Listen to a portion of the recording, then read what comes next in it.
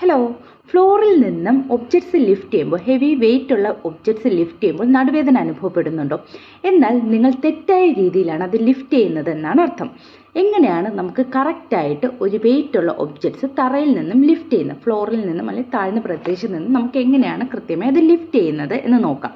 ആദ്യമായി നമ്മൾ എടുക്കാൻ ഉദ്ദേശിക്കുന്ന ഒബ്ജക്ട്സിൻ്റെ അടുത്തായി ചേർന്ന് നിൽക്കുക.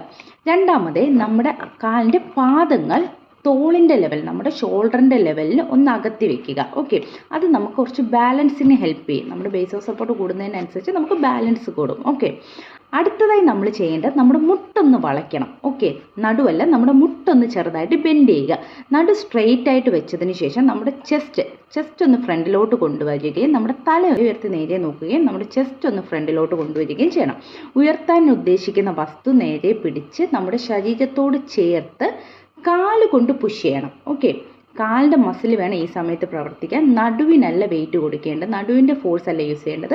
കാലിൻ്റെ മസിൽസ് ഒന്ന് പുഷ് ചെയ്ത് കാലിൻ്റെ മസിൽസിൻ്റെ ഹെൽപ്പോട് കൂടി ആ വസ്തുവിനെ ഉയർത്തിയെടുക്കുക. ഓക്കെ, അപ്പോൾ ഇതാണ് കറക്റ്റായിട്ട് വസ്തുക്കൾ ഉയർത്താനുള്ള പോസ്ചർ എന്ന് പറയുന്നത്. ഇനിയും ഇതുപോലുള്ള ഹെൽത്ത് ടിപ്സിനായി ഫോളോ ചെയ്യുക.